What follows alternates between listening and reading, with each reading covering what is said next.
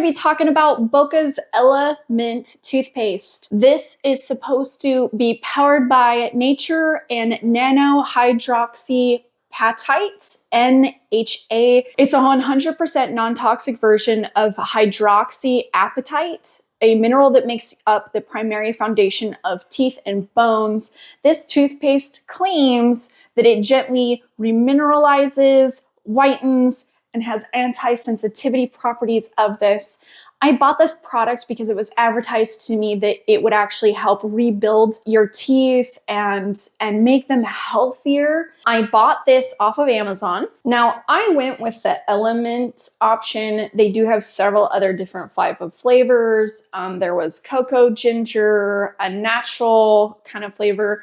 I went with the Element because that seemed to be the most normal, neutral kind of flavor that they had available. So I bought this back on October 16th, 2023. After I started using this product at first, I was actually really excited because of what it claims that it does of, remineralizing the nanohydroxy apatite. Hopefully I'm saying that right, the NHA. It's supposed to be fortifying and helping rebuild the foundation of your teeth. And unfortunately, that's just not how products work. You can't add minerals into your bones, like your teeth. That's not how this works. It's not gonna help you rebuild your teeth. While I was using this product, I started to notice that my teeth got way more sensitive. I actually started having some gum issues again, even using other products with this product. So I just switched this out with my normal Tom's anti-plaque whitening, 0 fluoride in this. This is natural